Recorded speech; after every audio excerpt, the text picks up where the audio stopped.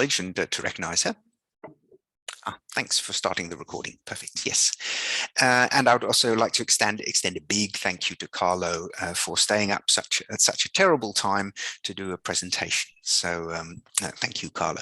Anyway, so I would like to, first of all, I'll just move on. There we are. First of all, I'd like to just give a brief introduction, just an agenda for today. What are we going to be talking about, and provide a little bit of background on the Fair Data Maturity Model Working Group, what's happened, what has been done within the scope of this working group. Apologies for those that have already been involved in this work, because it might be a bit of a duplication, but this is especially for those that are not yet a member of this working group. Then we will have a presentation by Carlo explaining the work that's happening in the EOSC Fair Metrics and Data Quality Task Force. We're very interested to hear what's happening there and how that relates to what's being done in the Fair Data Maturity Model. And then we'd like to use this session to have a bit of an interactive session about the adoption of the Fair Data Maturity Model. How's that going? Who's adopting it? How's that working out? Are there any lessons learned in that process? And we'd like to have a bit of a discussion about how we can monitor and build on those adoptions. So, and the session should run for about an hour and a half. Okay. So, in the chat, I'm just trying to see if I can. Oh, Shelley, if you don't mind reposting from the chat the agenda for people that joined later, and especially the collaborative notes document. Now, the collaborative notes document is there to, first of all, to register. If you would like to register that you are attending, that would be great. Then we have a list of who was at this session, but also we'll be using that a little bit to collect your input and your ideas as we go through this session and the discussion especially. So, first of all, I'd like to provide a bit of a background on the Fair Data Maturity Model Working Group, why we exist and what's happened so far. So the Fair Data Principles were drafted back in 2014 at the Lorenz workshop and refined and published in an article in Nature back in 2016. So the principles were great and, of course, created quite a lot of momentum and quite a lot of energy internationally. But one of the things that arose in those discussions was that the Fair Data Principles, it wasn't quite clear what they meant in practice and how they could be implemented and adopted. So, and there were quite a wide range of interpretations of what fair could mean in practice. So there were also a range of different fair assessment frameworks which were starting to pop up all around the globe. Different organizations saying, well, we've taken the principles and turned it into some sort of an assessment. So this working group was started up as an attempt to try and bring together those different fair assessment frameworks that already exist and see if we could come up with, recognize where their standards or where there will be approaches that are shared and come up with a framework that would sort of work across those. And the real work that happened there was to bring together those stakeholders on existing approaches and expertise to see if we could come up with a set of core assessment criteria for fairness, resulting in a fair data maturity model and tool set.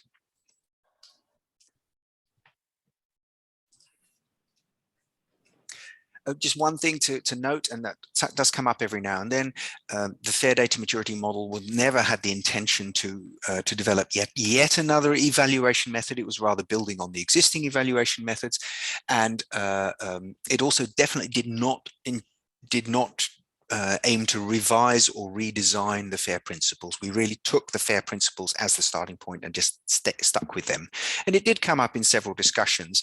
Well, are there other things that need to be incorporated? And we said, no, we are going to focus on the FAIR data principles as they were agreed. So what has happened over the years? The working group was set up. We landscaped some of the existing solutions that were out there.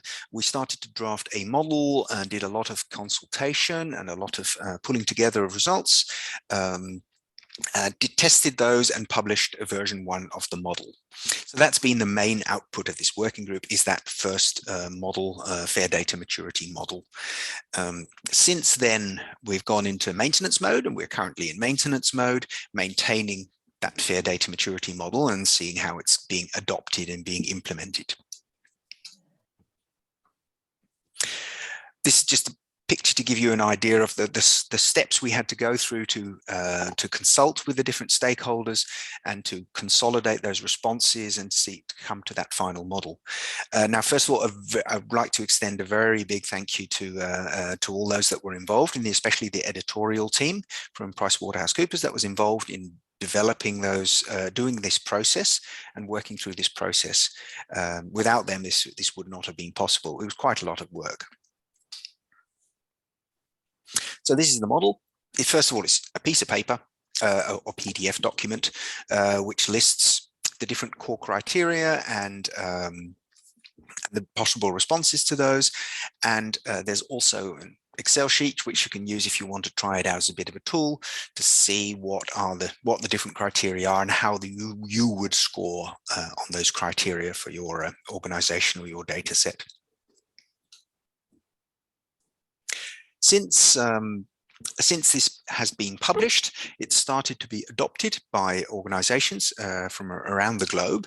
And it's very interesting because it's actually quite hard to track where it is being adopted. And it's often purely by coincidence we find out that it has been adopted somewhere or referenced somewhere. So that's one of the things we want to speak a little bit about later today in the discussion, is how can you track that and how can you build on those implementations and adoptions. So that was a brief spiel, brief introduction to the fair data maturity model and the working group and what we've done so far. First of all, are there any questions about that?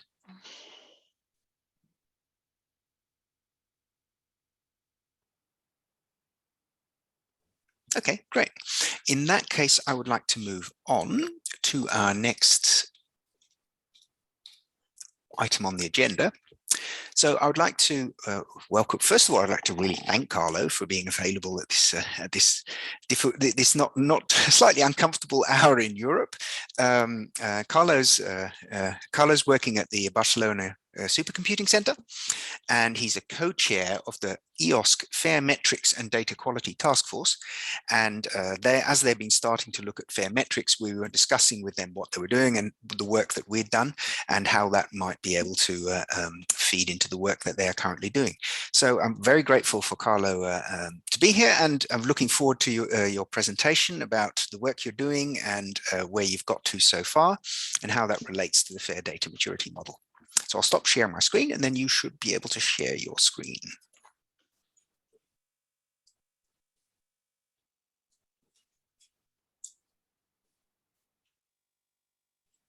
All right, do you see anything, maybe?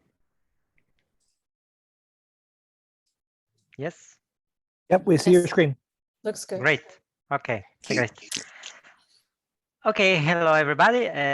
Thanks for having introduced me. I'm Carla Cañina, and I work at the Barcelona Supercomputing Center in Spain. I co-chaired the EOSC European Open Science Cloud Task Force in Fair Metrics and Data Quality together with Mark Wilkinson, that today could not be available, but I will try my best to speak on his behalf and the behalf of the team. So this presentation is only about the branch of this task force about fairness. Is nothing about data quality.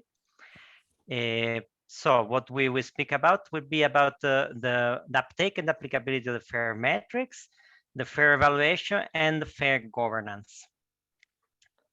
So what is the main problem is that when we have a data set, we wonder, or the funder asks us to prove that it's fair, compliant, and there are different versions of say, okay, it's fair or not. Why is the case? The problem is that there are different tools for fair testing as becoming a cottage industry, which suffers from abundance. So there are currently 13 independent fair evaluation platforms. Most are questionnaire based, and a small few are automated.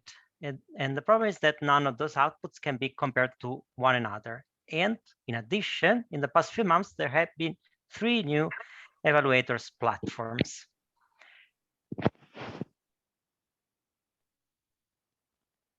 So this is an example for the same data set taken from tools. One is evaluate, and as you see, for the same tool, you can have the first one giving you that 20 out of 22 tests have been passed, while the second software tools tells you that only 2 out of 24 tests are passed. So there is a pretty much discrepancy, and so which one is correct is a problem. And of course, the dataset owner would say that is the tool that gives me best score, the best in place. But of course, this is not satisfactory for the many stakeholders. So the agencies, the editors, data users, the reviewers would like to have a more clear level of fairness associated. So path forward, what we need an apple-to-apple comparison, and so that the issue is that there are different approaches for gathering the tested metadata. And so the EOSC task force plus the Go Fair hosted 2 workshops and 2 hackathons to address this problem. The last third hackathon will happen in July. So there are too many options, in particular to provide metadata, and those metadata require guesswork from the side of the metadata consumer. So because it's not obvious which option has to be selected by any given data publisher. So the EOS task force and the Go Fair organized 2 workshops where has been discussed a solution that has to be universally implementable by all the different stakeholders, so data owner, repository owner, data infrastructure, and so on. The solution must be unambiguous and must cover all common data publishing scenarios. So has been decided then to, with the main players, to use the signposting. So use link headers defined by existing HTML standards. So here a case by starting with the DOI. The case is we are in the phase of the content negotiation, and if we go through the data size metadata, we reach certain level of information that is partially redundant, whether we go through the landing page here redirected through the HTTP protocols. The landing page here in Zenodo will lead to a lot of information and end with an HTML container of content, which is partially redundant to the data sites metadata.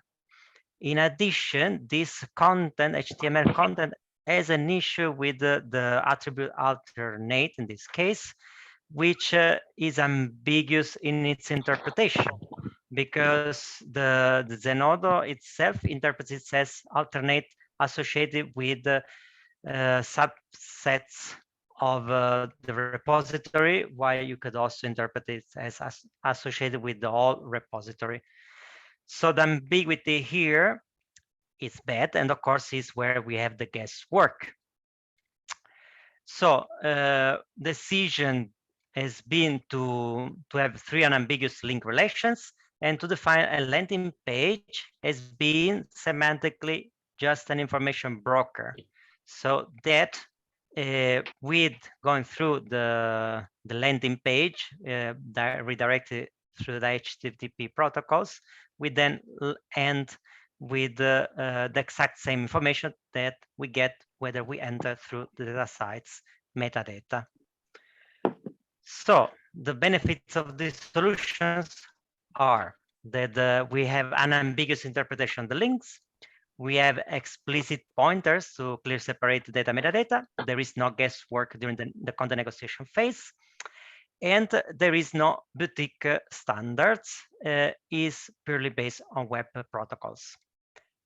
And works on both landing pages and non-HTML data records.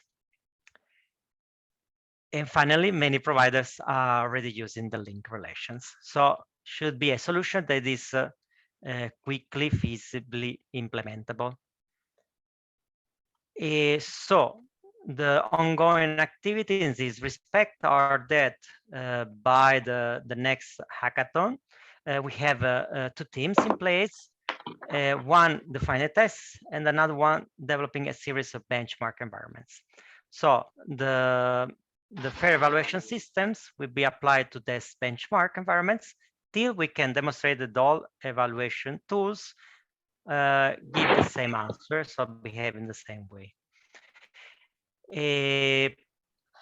Then we are connecting the evaluation failures to the fair sharing, so that we are moving the approach from giving an assessment results from the evaluation tools to a more advanced result, so that the data set or digital object owner can more properly move step by step the data set towards fairness levels, being advised by the evaluation tools rather than felt assessed by the evaluation tools.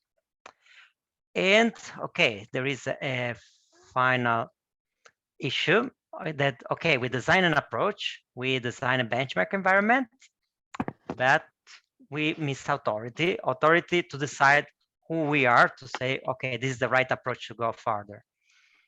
And so in this respect, inside the OSC, we are working on a white paper that has been co-authored by the members of the task force to propose the exploration of a governance body for the fair metrics evaluations.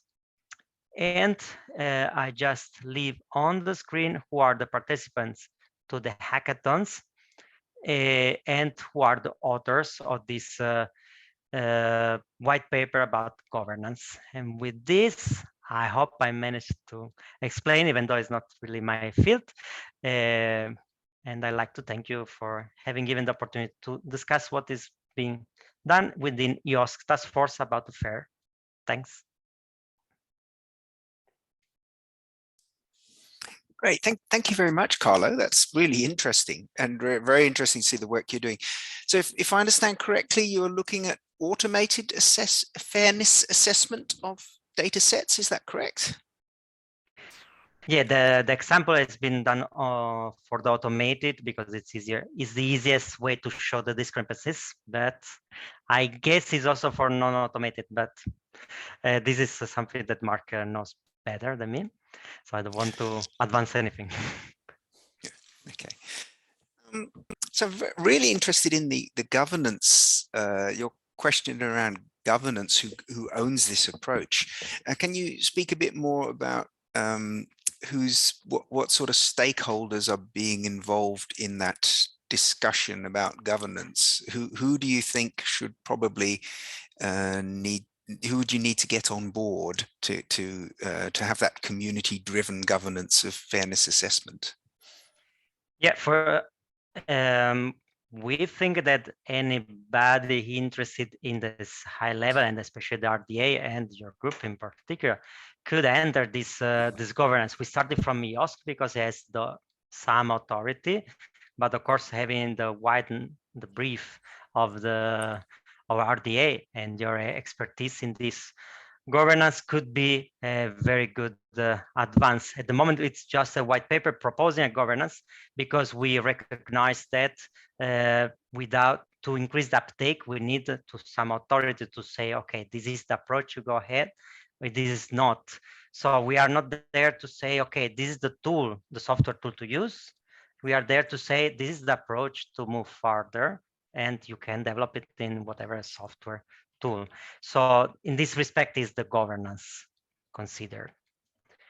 Now, who has to enter inside it? You can ask better again to Mark, who is the leading of this part, but this is basically the main reasoning behind. Okay, Thanks, Carlo. That's really interesting. So first of all, any questions from our virtual audience?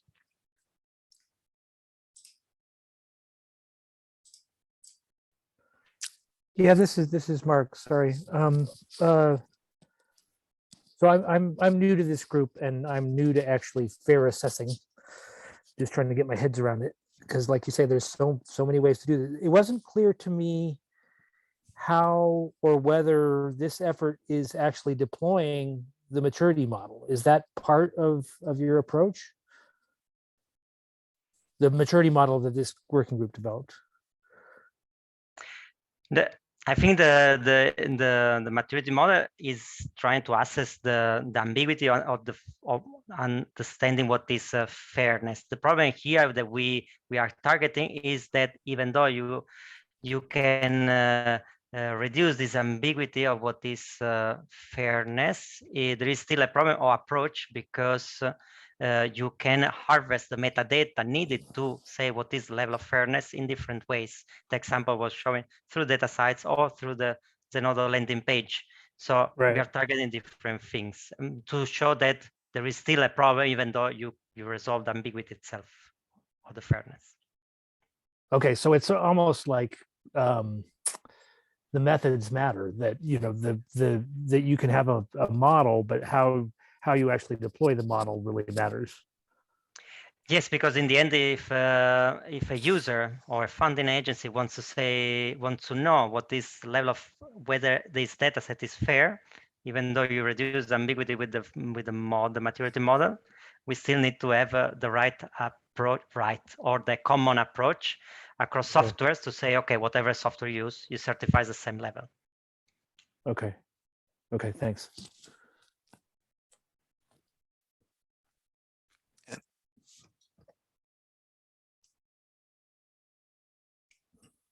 Yep. So yes, Shelley mentioned the Fuji tool as an example that took the fair data maturity model into consideration. Any other questions for Carlo on the presentation, on the work that's happening? I do. I have a curiosity question. You talk about authority to use, and that's really important, especially when it comes to funders and how they think about data set assets or data set research output. And it also will have a lot of relevance in institutions as they're figuring out value of data sets associated with potentially promotion and tenure. And is there a part of your group that's working on that, or are you just getting prepared for someone else? Is there a different group that's working on adoption and trying to get endorsement? Okay, at the moment we have been writing the white paper to put on the table the problem and hopefully join more forces. How to define authority is difficult thing. Probably is a matter of consensus from the communities. Let's say RDA itself is an authority for what, as an output coming out of RDA, is an authority itself. But we are wondering how to really make something, what means authority itself, and how we can really say this group has the authority to go further. This is a difficult question. At the moment, we are in the stage that, okay, we made the point. The white paper makes the point and shows case studies where it's clear that we need an authority. How to move further is still a matter of discussion. Did you create a recommendation that went through the review process with RDA? For this white paper, still no, it's still not a review process, no. Okay, is that the plan? To my knowledge, not, but okay. I will suggest for sure to Mark because it's needed. So the process to consider, if you create a recommendation coming out of an RDA working group, so it wouldn't necessarily, it wouldn't be like the fair data maturity model, but it would be like some other working group. then it goes through a review process. And the very nice thing that comes out of that is then you actually get a recommendation and you can present at the organizational assembly, for instance, and present to all of the organizations associated with RDA, which are some of our primary adopters. And that's a really great way to drum up folks' awareness and potential users. Okay. Yeah. Yeah. Okay. So that might be a path. Mark, am I saying that wrong? Sorry. Go ahead, Mark. No. Okay. No, I don't think you're saying it wrong, and I certainly don't feel like I can speak for RDA at all anymore. But I feel sometimes you should. But I realize that's old thinking. Sorry. But and yeah, everything you said is true, and getting that level of endorsement is great, and because it shows that it had some sort of community vetting. But I think if we're thinking about the authority, it's always going to be really specific to the organization involved. So I'm working for NASA now, and NASA wants to say that its data are fair, and it's trying to figure out what that means. And I don't think it's just NASA that would just, they could maybe just adopt something wholesale that came out of RDA, but they would need to review it and vet it and go through their little processes and say that, this is what we consider to be fair. And I mean, the cool thing about what the Fair Maturity Model group is doing, I think, is that, it's harmonizing or at least synthesizing all these different approaches. But from a governance standpoint, getting, I think, back to Keith's original point, is that individual agencies, stakeholders, institutions are going to make these decisions themselves. Yeah, so that's exactly right, Shelley. You don't endorse the tools, but you provide is my understanding, is sort of a summary and a synthesis and how you could apply them. And then I can guarantee you that NASA will take at least a year to, work through that and say, okay, well, this is what it means in our context. Yeah. And I don't see any way to avoid that. I don't see that unless you want to establish, the International Fair Certifying Authority, but I just think that's a fool's errand. Well, an interesting, so there was a effort that started about 3 years ago in USGS, which just got published, and this is the FAIR roadmap for USGS. Was it published? It got published a couple of days ago. I'd love to see that. Yeah. I'll find it right now. And so they took a look at the FAIR data maturity model.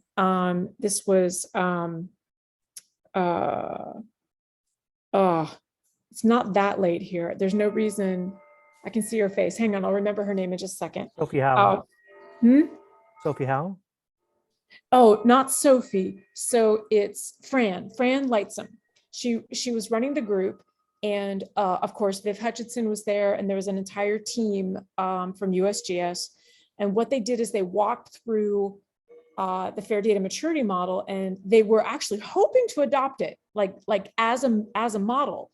But what they ran into were the challenges of implementing FAIR in an organization. And so what they had to do is come at it as an organizational change management to figure out what had to be added into USGS in order to actually support and implement FAIR, which was far more than just FAIR itself on a data set. So even if NASA took a look, it's a much larger process. Let me find the link so that Mark, you can take it back to whomever makes sense for NASA side. Okay, yeah, no, I was aware of the USGS work. I'm glad I wasn't realized it had been published. That's great. But I think that really highlights it. It's that organizational change that's the hard part that, so turning a big ship like that is a big deal. Okay, I was just looking at the chat.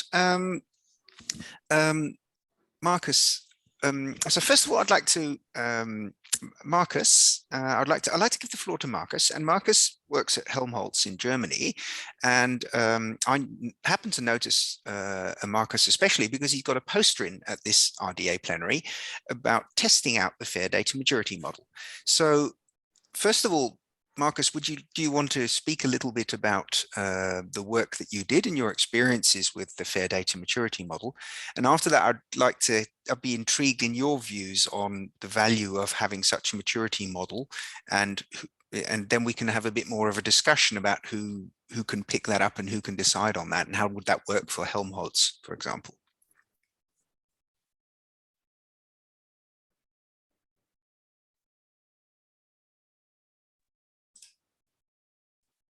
Yeah, hello everyone. Thanks for the interesting discussion so far. Yes, thanks, and thanks for inviting me, Keith. It's still in the middle of the night here, so I hope I don't too bad. So we, in fact, I'm part of a collaboration in the Helmholtz Association in Germany, and Helmholtz Association of Research Institutes. And in one of these Helmholtz institutes, yes, we looked at a specific data workflow at a research instrument. Using your the fair criteria of the fair data maturity model, and going through them manually, step by step, one by one. And applying these criteria. And during this process, also we try to really understand each of the criteria based on the description and the help text. So this was sort of a learning process again, also for us. In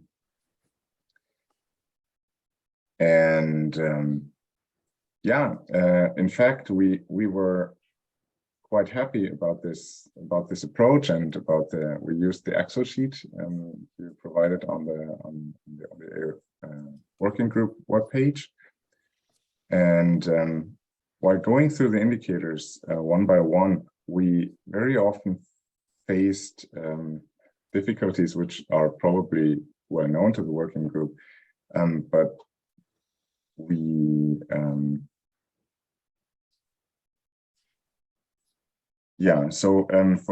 for many of the indicators, for example, and looking at the metadata, it was quite difficult to know which level of metadata or which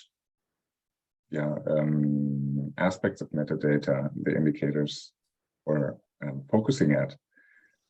So during the process, we learned that, for example, the F and the I, the F and the A is more focused on, so to say, the landing page repository level and repository level, whereas the I and the R is represented rather on the side of the instrument and the data generation process. Sorry, I can see a question in the chat. I will look at that in a minute. Right, so yeah, I hope I could give quite a little overview. I will be at the poster in the poster session. So if you want to discuss, I will be happy to meet you in the poster session, or we can continue here based on whatever you're interested in, or we can find a common basis. Okay, thanks, Marcus. So one of the things I find quite interesting, first of all, actually, Carlo, do you mind unsharing your screen, please? Because at present, I don't know if it's the same for other people, but I can only see one speaker at a time. Oh, great, excellent. Thank you, Carlo. That's great. Yes. So Marcus, that question there about the authority to define what is fair and how that would be tested, you chose to pick up the fair data maturity model on a voluntary basis for this instrument at Helmholtz. How would that work at Helmholtz if you're talking about deciding about what fair means? Would that who would make that decision? How would that work?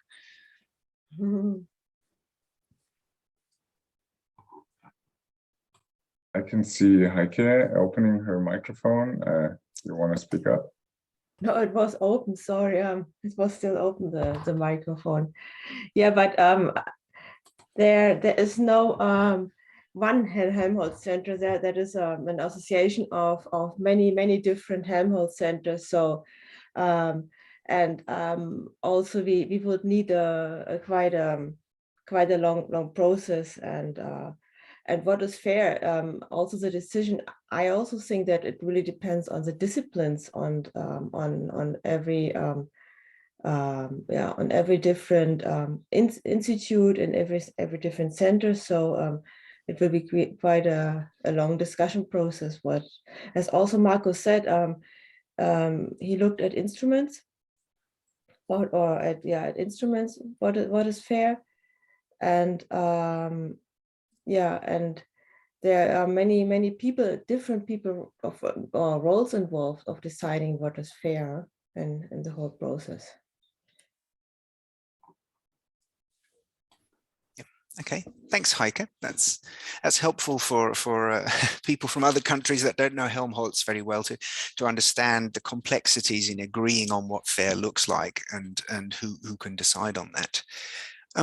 So one of our other noticed, Rebecca wrote something in the chat. Rebecca's at Oscope in Australia. Do you want to talk about fair assessment at Oscope and where you're at and what role the fair data maturity model might play, or a different assessment model? Yeah, hi. I'll just turn my camera on. There we go. Hello. Yeah, so I've recently started at Oscope. I'm up the road from Keith. I've been meaning to say hello.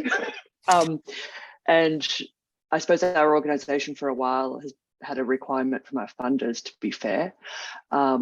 And in our contracts as well, all of the projects that we fund, so the Earth observation equipment as well as laboratory-based equipment has been required to be fair, and all the projects have said yes, they are fair. My position is new, and so part of my role is to make sure that it is fair, which is obviously, as everyone in this group would recognise, a complex task. And so our plan is to slowly start that discussion in more depth. So we would like to use the maturity model, but also recognise that while we have the individual projects clustered into programs within Oscope, and all of those are engaged with quite different communities all along that continuum of data, from people that are kind of like native data intensive researchers right down to people who are still moving things around with USB sticks, etc. So we also have that question of instrument integration with data, which I think is kind of interesting with the fair data problem.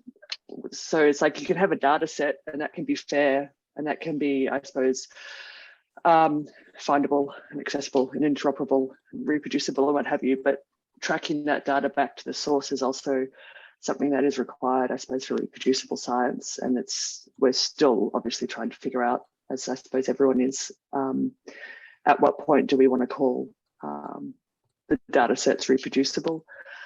And so that's where we are. And so we would like to use the maturity model. I think that is quite a sensible way. It kind of explicitly recognizes the complexity in FAIR.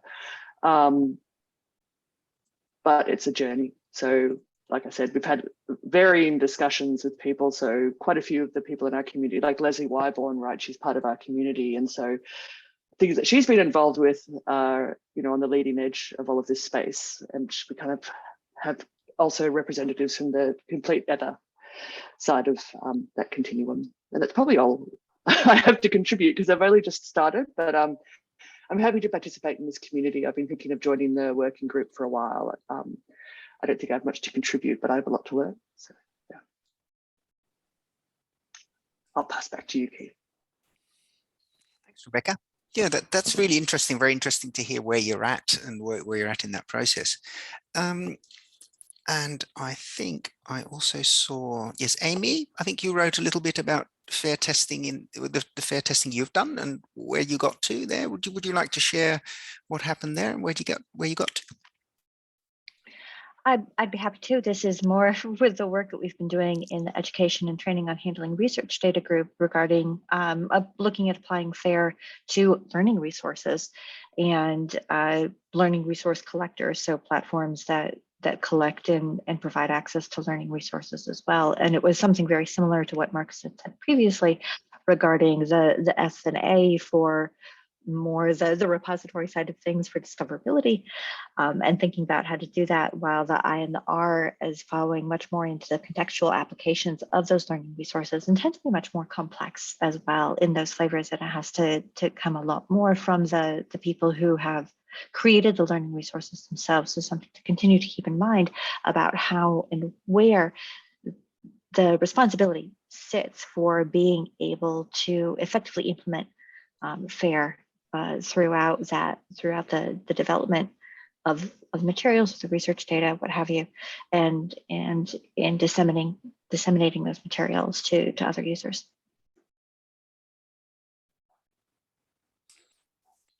Thank you. Yes. So is there anybody else that would like to share their testing of FAIR that they've done using either the FAIR data maturity model or any other model? Just intrigued to get a sense of people around the room that have been that are active in this space and what your experiences have been.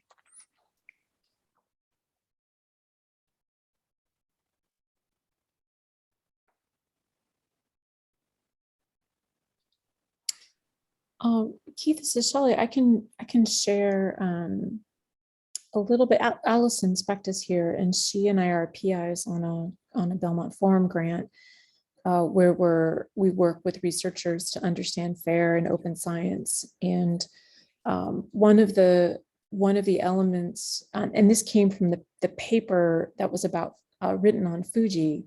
I mean, just really impressive tool effort. I believe funded through the European Commission. And FAIR is FAIR now converted into FAIR, now has moved into the effort of FAIR impact. But there's it's in the paper about Fuji. There it is made really clear that FAIR vocabularies has not evolved well enough to actually measure. And I think we ran into that when we were developing the maturity model and how much we could actually push. And I'd have to go look and double check, but I don't think the elements for vocabularies are required because of that. I'd have to go double check, but that might be something interesting to push a little harder. So we had Allison ran a session at SciDataCon earlier this week on 4Parsec on that issue. And I know Leslie Wyborn just mentioned also is working on vocabularies from other points of view. And that might just be something for us to not necessarily do because there's others working on it, but just to keep tabs on that evolution. There may be when we're working on a potential version for the model, the maturity model, some of that work may have helped get us further along. Allison, did you want to talk a little bit about the vocabulary work to give folks a sense for it? Oh, sorry, I hadn't realized my microphone was on. I'm sorry. No, not really. Because I'm sorry, you didn't mean to talk in this session at all, did you? No, I didn't mean to, but it's interesting. There were 2 vocabulary sessions, and I'm still kind of composing my thoughts on how we align with one another. And it's quite interesting because in our situation, so yes, I am saying something. I hope it is pertinent, having missed the first bit. We're planning for a session tomorrow, by the way, which is what I had to do. The Parsec group is particularly working on, with an emphasis on the researcher and how they, the domain expert interfaces with all sorts of aspects of the data management process. And vocabularies was one particular aspect that we've been working on for some time, and it's not been tied off yet in our idea of what we can contribute from the project to this world of vocabulary discussion. The other group, which is much more technical, which had their session yesterday, has been much more focused on the data scientist, and so we thought that there was a difference that was clear. Yesterday, it was quite obvious that they are beginning to realise that there are researchers out there, domain experts, who don't necessarily engage in conversations and therefore are totally oblivious to any idea of good data management, etc., etc. And unfortunately, they're now beginning to move into that field. So I think it's probably about time we tied off our bit. But how it fits, how good vocabularies fit into the whole data management workflow is I think very interesting because, and particularly with metadata and good descriptions, is there does seem to be a sort of fudging between metadata descriptions of a data object and the actual and the vocabularies used therein, and that's kind of what seems to be talked about. But when I look practically at what people do, and the domain experts might do in environmental science, which is my field, there's another level of vocabulary that seems to be missed, which is the column and row headings and that sort of nitty-gritty terminology, as opposed to a general alignment with a general vocabulary. So I suppose that's more the metadata vocabulary interface that seems to be a bit vague at the moment. So anyway, that's all I'll say. Is that sufficient? No, sorry. thank you so much. And then to kind of tie that back, I think it was Marcus who was saying the F and the A seem to be aligned mostly to landing pages. And what we've observed, and this is by no means across the board, but researchers who get the best support for vocabularies get it through a domain repository who's already figured out what the alignment is. And if they're there to help the researcher deposit their data into a domain repository, then that includes, it's like a package deal. You also get the best possible vocabulary for your data. That doesn't mean it's fair. It just means it's the best possible one for that particular type of data at this time. And now when we were discussing some of this before, not general repositories and institutional repositories, and I don't mean to say 100%, but a good amount of them don't have that kind of support in place for plenty of good reasons. So they don't get that, researchers don't get that support there. So there's really quite a broad landscape and challenge. Go ahead, Alison. Yeah. Oh, thank you. Yes, there were a couple of other points that come to mind, and one is the tension of getting a vocabulary accepted by a community of practice, and that seems to be given lip service far too often. It's a very difficult aspect, and I do appreciate very much Shelley's point that the repositories are often the group that, in fact, is, to quote Lynn et al., enforce these standards. I did like that. You're not allowed to deposit your data in my repository unless you do X, Y, and Z. So they enforce certain standards, including vocabularies. And at the same time, there's this kind of comment, oh, and accepted by the community of practice. Now, you've also got the Core Trust Seal coming in here and the accreditation of Core Trust Seal and the understanding that if you are going to enforce or facilitate, you've got to put staff in, which is really quite a commitment, and it's a continuing commitment to enforce or to nurture, let's say nurture or nurture proper standards in the community. But this catch-22, is the repository accepted by the community? Is the vocabulary accepted by the community? Is there a buy-in, in other words, and an acceptance?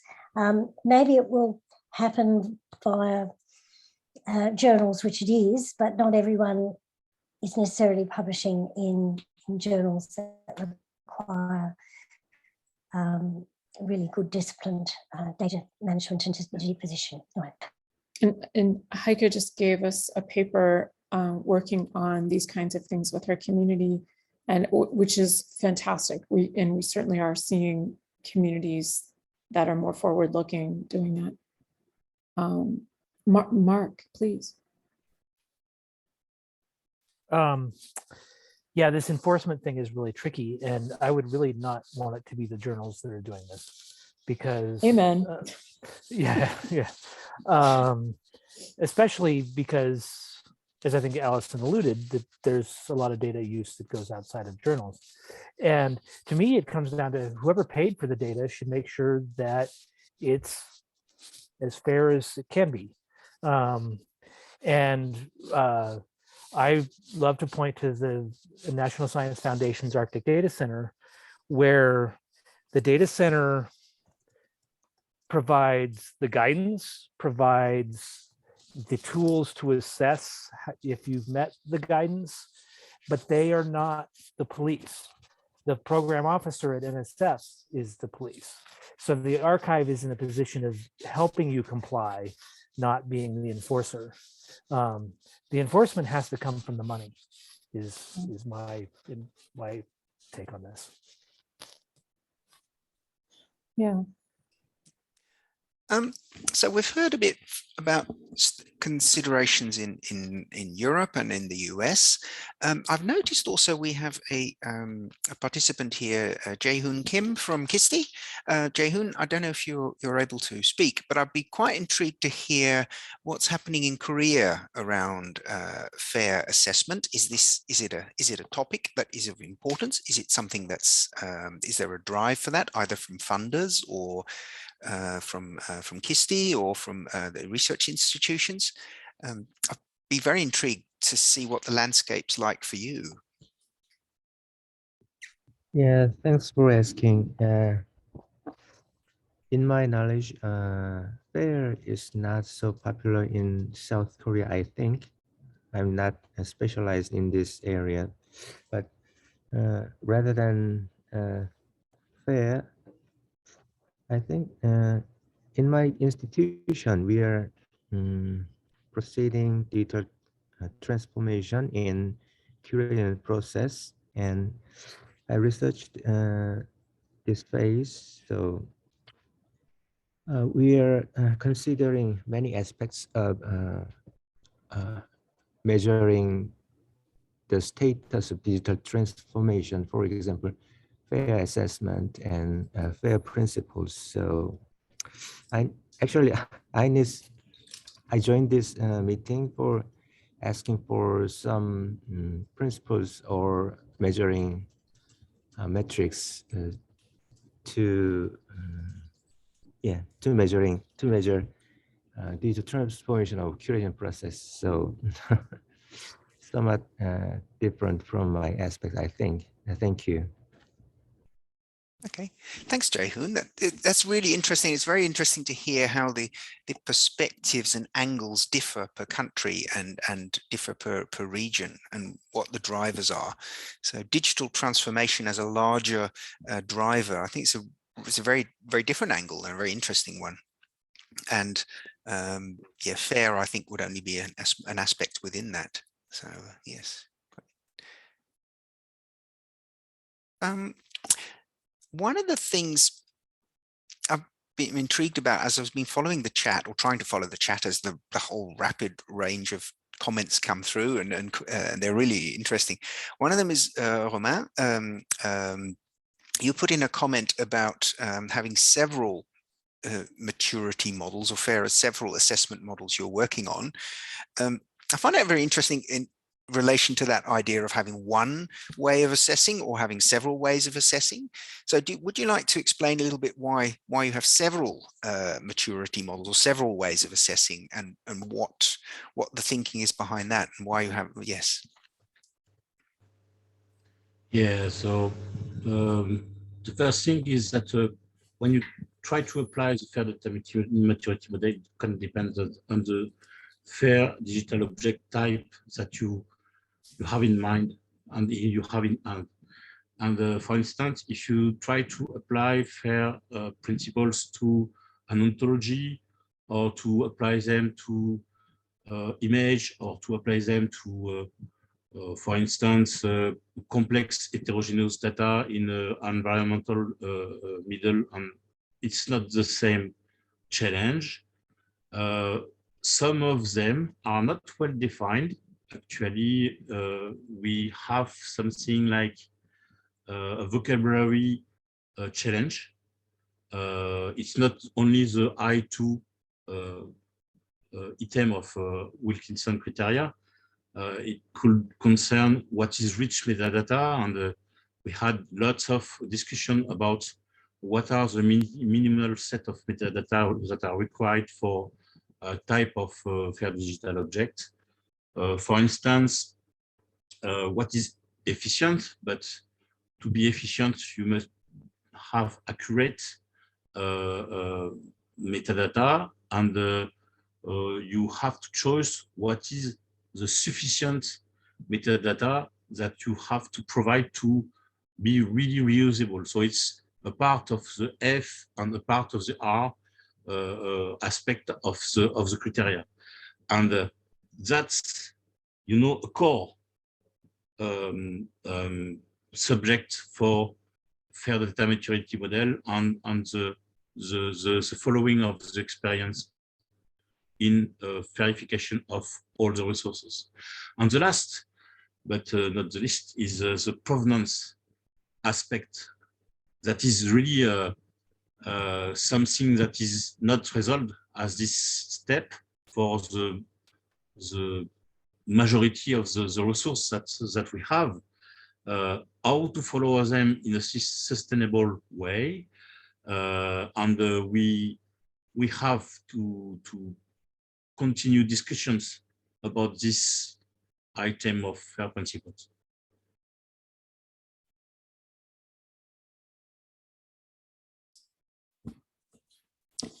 Thanks, Romain. That's, yeah, just goes to show that there are that it actually is quite complex in practice, and there are, yes, different approaches required. Alison, did you just raise your hand? Yes, I did. Whether it's again coming in a bit midstream, my apologies for that in advance. I picked up on Romain's comment about provenance. I was fortunate enough to be involved in Data One when Mark Schilder, Matt Jones, and various other people, and there's mention of the Arctic Data Centre before, were looking at a kind of a 3-screen idea of for provenance with Bertram Ludischer. And it's quite important for people who are reusing existing data, and I was involved in managing 2 synthesis centres where this was very important. And provenance in one step is pretty easy. But I've just been dealing recently with two rather large compilations of data, maybe three.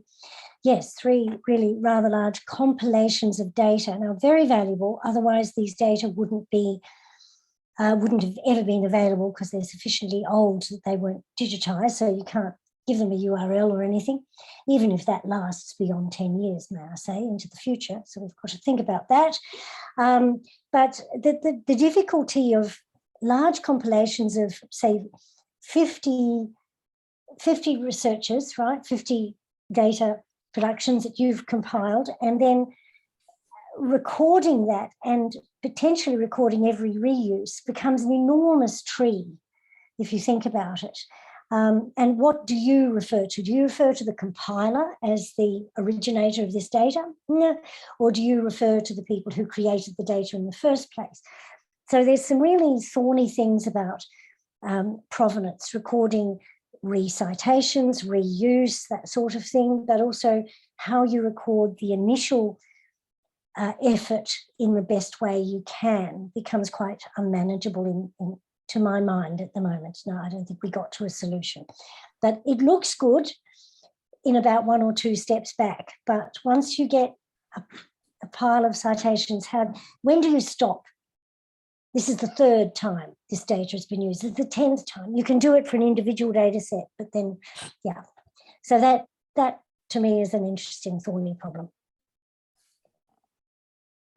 Did I make sense? It's another matter. Absolutely. It was one of the challenges that we ran into with the fair data maturity model is, I guess, what is provenance look like? What does good provenance look like? Carlo, do you have any, because I'm guessing you've probably also had to puzzle with that question as you've been working on your assessment. How have you tackled the thorny provenance problem? All right, well, in the part of the task force related to data quality, we are dealing with the minimum requirements that could be useful for most of the disciplines for data sets, only data sets. And the provenance is a lower priority. I am afraid to say to Romain, but unfortunately is clear from the different stakeholders in the survey and in the interviews that there are minimum requirements higher in priority compared to provenance. And the problem of provenance, I think, is also that it's not clear how to communicate it and to what extent is important for the different types of users. So let's say it's a problem, true, but we are not dealing directly now because it's a lower priority problem. And the problem is also communication of provenance. That's not been put on the floor at the moment, but the communication looks like is not clear to what extent we need to go provenance and to what extent we need, if the users are interested in it, and how they could really leverage it. Okay. And sorry, and Carlo, when you say the communication of provenance, do you mean communicating with researchers as how they need to document the provenance? Or are you talking about the communication of information about provenance alongside the data set? So is the information about the provenance, how this information has to be delivered to different types of users, and where and which types of users are interested to what level of information they're interested. Can be very detailed or can be just a stamp saying, okay, we know everything to make it reproducible. This type of, could be ranging from a stamp to a very complex metadata embedded in the file or documentation external, and how to the level of ontology that is to be applied to it. This type of communication. Okay. Yeah, thanks. That's helpful. That's clear. Cool. So I think it's been really interesting to hear all these different challenges around fair data assessment, and that question about who assesses it, who has the authority to assess, but also what do you actually assess and how reliable is that assessment? Romain, I think you just raised your hand. Yes, again, about the aspect of what is efficient, what is sufficient, what is appropriate, that can be applied to all the FAIR principles and all the detailed list of FAIR data materiality model criteria. That means that when you think about, for instance, an identifier, you can put an identifier with a DOI to the project or your publication, and lots of people say, okay, that's efficient, that's nice, but that's not sufficient, and it's not appropriate to reuse a part of your dataset. So you can apply that to the experiment, one of the experiments of the project, and you can apply that to the dataset, one of the dataset of the project, or you can apply that to one file that is a part of the dataset, or you can apply to one record in a dataset. And that changes everything in the reusability. And the granularity topic is not the only one, because you have the appropriate term that is really a core thing, what is understandable and what is reusable really by somebody that is not in your field or not in your experiment, but want to reuse the data at a upper level with other experiment data to make a metadata analysis. That is kind of question that we have to keep in mind to increase the experience and the usability of all criteria and the FAIR data materiality model as a whole.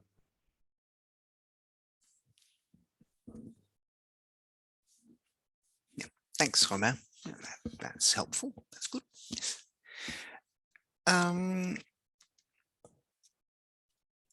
So I've just been listening to all these different perspectives and all these different angles on FAIR assessment and looking at all these different models that exist. I am intrigued in that question about, well, who can decide on this and who can actually, and I think it comes back to that authority question that Carlo raised in his presentation. And I'd be intrigued from a different perspective. Let's see, do we have, yeah, so there's who would you consider to be key stakeholders in that process to decide on what would be, who would be allowed to decide on FAIR? What would be those deciding, who would be deciding factor in that discussion? So Mark raised the fact that publishers maybe shouldn't be the ones deciding it. Is that the role for institutional repositories? Is it the role for the research community? Who else might need to be involved in that discussion to set the standards or set the approaches for a specific discipline or area? Carlo, do you have any initial views as you've been thinking about that governance document and thinking about who's involved in that? Well, we should have Mark Wilkinson to really give a word on it. We have been discussing the different case studies to show the importance of the governance, the relevance of it, for showing for saying something about who has the authority to say what is the approach, not to certify anything, because then the certification itself comes from the software or the company that can certify the product, but an authority that says, okay, this is the approach to go forward because it's necessary for the market. In this case, the market is the venue of stakeholders exchanging products, and for the market to say, okay, I believe that your certification makes sense because it's following a consensus approach. Well, this is necessary to have some authority or something that says, okay, this is the way to follow. we have clear that there is an issue that sooner or later needs to be dealt. Now, who has to is not clear to us. It's not to me.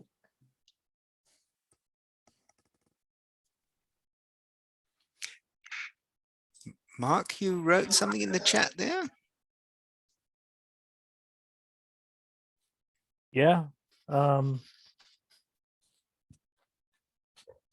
I don't know that they do have the capabilities, Rebecca. That's a very good question, but they have the authority, and they can pay for the capabilities. If you pay to collect data, you have a responsibility. I mean, if you have a responsibility to make sure that it's findable, accessible, interoperable, usable. Otherwise, why did you bother collecting the data in the first place?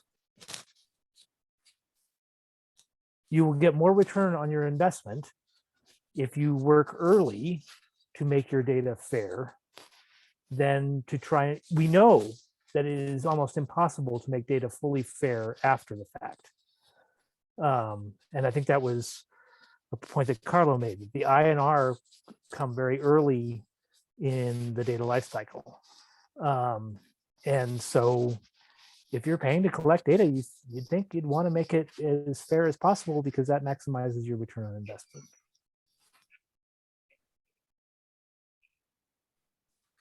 Thanks, Mark. Carlo, you raised your hand. Yes, well, at least in Europe now, I don't know in the other regions, but the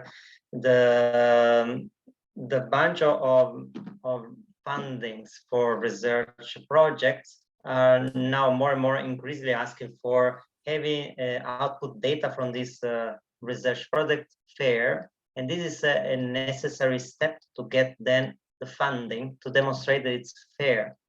And it's a problem of the funding agency to know that something will come out fair, while the researchers of the project, if not requested from the project, from the funding project, then they would or would not care about the fact that they issue fair data sets. And the problem is the funding agency is not clear how to prove that something is fair, and neither has the data set owner. So it's not automatic that if I issue a new product, then I'm taking the owner of making it fair as much as possible. Maybe I'm not interested in it. Maybe there is a funding agency there that wants you to make something fair, and you don't know, neither the funding agency, neither the data set owner, how to make it fair. It's a real issue to go further in this.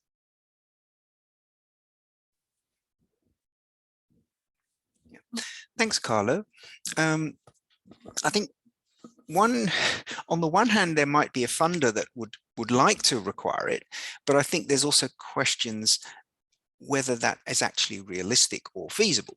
So I'd like to, Peter, so I know Peter Nish, he happens to work at the University of Melbourne here around the corner, and he knows it from the university perspective. And I'd be intrigued to see what his take is on this. And is it the funder that can define that, or is it the university that defines it, that hosts the researcher? How would that work? I'm just seeing the comments in the chat as well, and from Rebecca and Alison. Yeah, I think we have a long way to go to even get to that point, to even just get the data before we start worrying about, yeah, how fair that data is. I mean, obviously in an ideal world, we want that for all the reasons that we're well aware of. And I think it would be, I can see funders wanting to do this. I could see that it fits in with their principles and their funding arrangements. And, some of our Australian funders already have, at least words around making data open and available. And, our code of conduct for responsible research also has many of those statements in it. And I can imagine the government funders wanting fair data, but I can't imagine, I don't know of any that would have the capacity to sort of enforce that, but I imagine it may be a recommendation, and then it would be up to, either the researchers, the data producers, or the repository operators, perhaps, to have some mechanism. But again, as we've discussed, that has problems with funding and resourcing as well. So I don't know. It's the answer, Keith.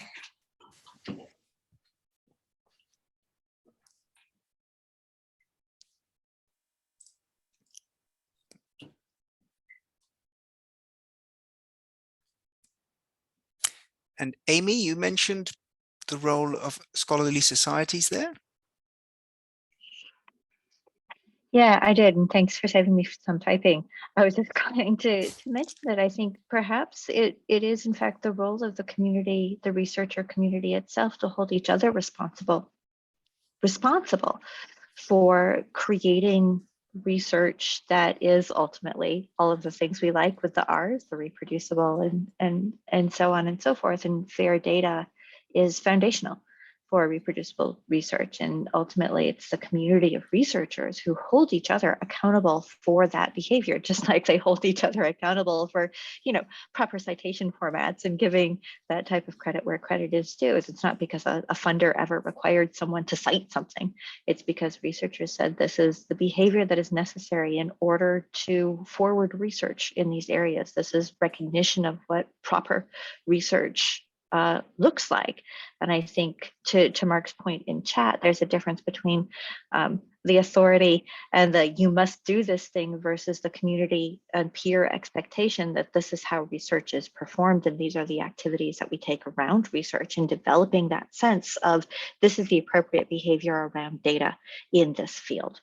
This is what fair data looks like in this field. This is what we expect, and bringing researchers, quote unquote, up kind of to have those expectations and to be able to create those continued experiences of what research is. Thanks, Amy. Yes, I think that's a very I think a very important stakeholder if you're considering who needs to be on board for either the authority or the responsibility there. Alison, you raised your hand. Yeah, I did. And the reason for it has changed as the discussion has kept on going, so I'll take the opportunity. The centrality of the research community is very important because, after all, many of the funding bodies that I think people are mainly talking about, namely the highest in each country that has some sense of responsibility itself, does come and emerge from the community. So you have a committee for this particular domain, a committee for this other domain. And if you look at the emergence of new disciplines, that comes from the community and demands by the community of researchers. Molecular biology and the disciplines that emerge from that are an excellent case in point. So the community is terribly important. So I mentioned this raft of approaches. I called them targets, but no one target is good. I think you do need to have 2 or 3 hits, approaches, and exemplars as one, and getting the community involved. But the power of the community, I think, is great. The trouble is you've got to wait. So you've then got to have advocacy and that sort of thing.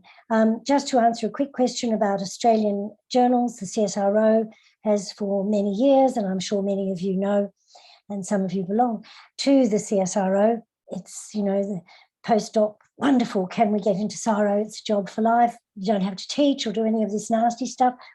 That used to be the case in the 60s and 70s. But they set up journals for Australian issues, matters of concern, because we didn't feel we were heard elsewhere in the world very easily. So none of those journals have a requirement for data deposition, to my knowledge, and that was something I was going to do before someone died, unfortunately. One of the editors of the AGU journals I wanted to bring back to talk to them, to persuade them that this was a good idea to have data deposition. And we do indeed have a repository in Australia now, and it's right behind me over my, whichever shoulder it is, turn. So there are some repositories in Australia that can almost handle. It's a lot of work to be a repository, as we've talked about. And Turn has just put in an application for Core Trust Seal accreditation. So, you know, if you get those ducks in a row, then you can potentially start to change the climate. Okay. Thanks, Alison. And Heike, you raised your hand.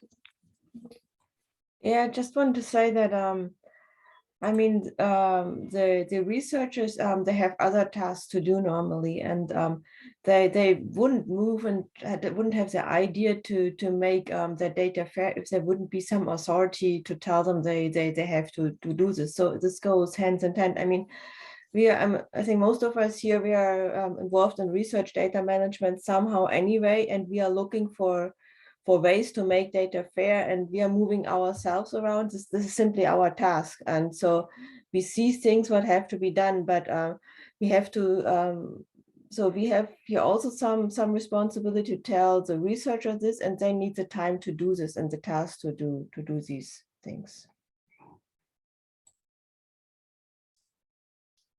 Yeah, thanks Heike.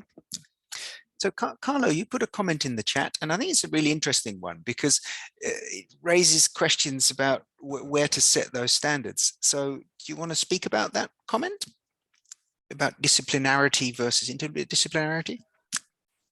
So, well, maybe it's, okay. So the comment is about the story that with one approach is to say, okay, we can say it's fair for this community, it's fair for this community, and it's fair for the other one, or for this usage and this application. The problem of fair is that it expects the data are exchanged across communities, across applications. So I don't know then to what extent we can say, okay, it's fair for this island, but then I give it to another island. Is it fair for your island? So I see some contradiction inside. I wonder whether a model of accreditation that works in the manufacturing world could be a better one than say that something is standard only in one island and not having an accreditation which is international accreditation with recognition across accreditors. Okay, but it's another story. Okay, thanks, Carlo. Paulette, do you want to respond to that? I see you already put some comments in the chat. No, sorry. Hello, everyone. No, I'm just listening to what you say. I was just pointing out, from my perspective, the hardest work is that we share within the community. That's why, for me, it's not an issue personally, but rather that experts answer or respond to the Carlos comment. Okay, thank you. Romain? Just perhaps one add about this discussion of inside and outside a community. When you are providing fair data, you are in a small community, in a middle community, on the broader community or universality when you are in the linked data, the web of data. So that means that you have to keep in mind all the dimensions of your verification. I think that, yes, it's the first step to think about the smaller community that is the first free user. But after, when we think about biodiversity data, climate data, pandemics data, there is another thing to do. And the goals are not the same when you think about, I repeat the same words, but efficient, appropriate principles, data, metadata, identifiers that permit the reusability.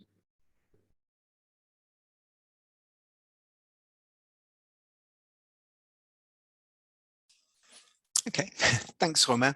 Yeah, I think there's clearly, yes, there's the question indeed, what do you set at the community level, and what do you set at what is it set at a higher level, and how do you get that to work together? So we're coming up to the end of this session. Shelley, I hope you enjoyed the discussion as much as I did. Is there anything you'd like to raise? Anything you'd like to do to pull this together? The one element that's nagging for me is not necessarily nagging, but what I'm really tuning into is when we're thinking about implementing FAIR, it's not just the data set that we have to take a look at. We have to actually look at the workflows, policies, and support mechanisms that are there for researchers and beyond. And when you and Edith and I were talking about this sort of element, I don't know that. I think it's tangent. It's related to our remit, but it might not be square on. And I'm just wondering what other folks think. That the FAIR data maturity model is about guiding folks that are trying to navigate FAIR assessment, and it doesn't necessarily have an implementation arm, which is sort of the problem or sort of a challenge that folks are having. I wonder if folks have a thought on that.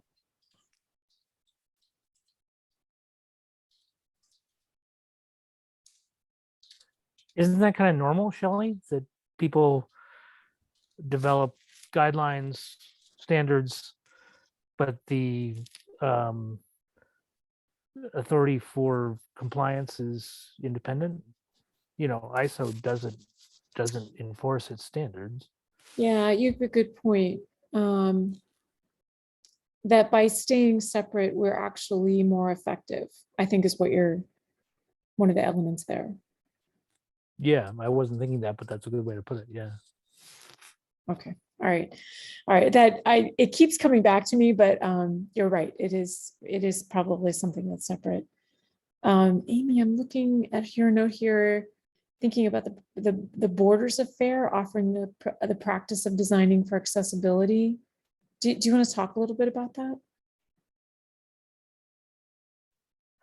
It was just going back to the conversation about, thinking about, to Carla's point, thinking about FAIR for the community versus FAIR for the broader use. And yes, it's a challenge in thinking, in considering those dimensions and thinking about that. So, they often, when thinking about like accessibility design, like physical architectural, like design, those types of things of spaces, there's often that idea of when you design for the edges, if you design for those furthest from the center of what might be considered normal usage, which, for data, that might well be like usage within that community versus usage across communities. If you design for that usage across communities, you're also going to satisfy the needs within a community. This might not be like a perfect one-to-one type of idea, but I think it's something to consider. Certainly part of the challenge within this is the point that Ramon brought up before regarding granularity and at what level different uses are going to find that data useful, and trying to exercise our imagination in those spaces as well. So really thinking about how that extra dimension to the idea of data plays within that space of thinking about FAIR and what might be FAIR at one level of granularity, at a different level of granularity, it might not be FAIR, and how do you end up justifying those different levels of expected use or potential use. Very nice. And Keith, I think that might be a great wrap up to end our session. Yeah, look, thank you all. Thank you very much. Especially thank you also, Carlo, for the presentation and for your time at this rather strange hour for Europe. Thank you very much for your thoughts. It's been really thought-provoking, and it's really started quite an interesting discussion on authority and responsibility, and who's the one to set the standards and how do you get to those standards. So thank you very much. And well, yes, this has been recorded, so the recording will be made available, and we'll also try and capture the notes and make them available too. So thank you all, and stay safe, and hope to see you face-to-face at an RDA plenary in the future sometime. Thank you all. Thank you, Thanks, Keith. Thanks, Shelley. Thank you. Bye, all. Thank you. Thanks very much. Thanks, Carlos. Bye. Thank you. Thank you. Bye. Au revoir, maman. Salut Alison.